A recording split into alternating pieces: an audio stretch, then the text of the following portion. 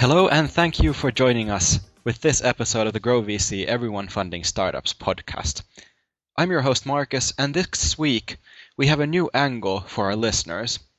With all the media coverage GrowVC has been getting, the many positive reviews and critical question marks, we thought we would include our own perspective on some of the main arguments.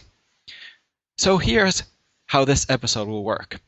We'll focus on an article in the Venture Capital Journal for this episode, and we picked out some central arguments in this very appropriate publication. I will read some short captures from the article, and our expert on the subject of GrowVC, Valdo, will comment these, as they are part of our repertoire when discussing GrowVC with the many actors we meet on a global level. Let's start with some points from the article in the July's edition called Meet Your New Competition. The article highlights some legal aspects, especially in the US, with the Securities and Exchange Commission and accredited investor regulations. These points often do come up in our conversation. The article writes the following. That rule wouldn't affect Kickstarter, since money contributed on the site is a donation, not an investment. But it could impact a site such as GrowVC, where it's understood that the monthly fee is invested in startups and could result in a financial reward.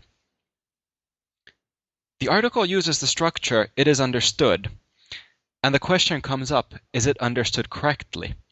So Valdo, your comments on this. So naturally, this is something that has been on our plate since day zero when we started with this. That this is one of the biggest issues that we need to be able to overcome with our model, because like so many others or these sites like Kickstarter, they use this kind of a more structured donation model where you get some kind of gifts, credit, or swag, or something else in return for your investment or to your supporting your cause. And we definitely wanted to set up a model where we are able to work with existing kind of startup structures and investing concepts in general, and but wanted to change the model on that. So it's a very core of our structure where we spent a lot of legal due diligence time. I would say almost a year in total to get the structure right, and we did this with different lawyers in different markets and such to build our very core model that is published in our blog. Basically, we have also patent pending on the core model because it goes into very extreme details that we rarely cover in just a conversational talks and when talking with different parties. So the model itself, also what is important to understand that US regulation is only restricting to one country, which is the most efficient model running the startup investing in general, but it doesn't cover the whole global and different countries with their different structures. So we also spent a lot of time on structuring our corporate structure, basically at the end setting our headquarters in Hong Kong. It was one outcome of this. So it's a combination of our core model, how it functions, and then also the different jurisdictions that the service applies. And in our terms and conditions, we clearly state that each individual should pay attention to their own regulation, what laws and regulations combine them and work accordingly. But all that said, these are just precautions. The actual model itself is not directly what we say based on our membership. Those are not directly investments. made to startups by individuals who paid for those membership fees. So at the end, in each startup, there is only that what we call the microfunding component or crowdfunding component.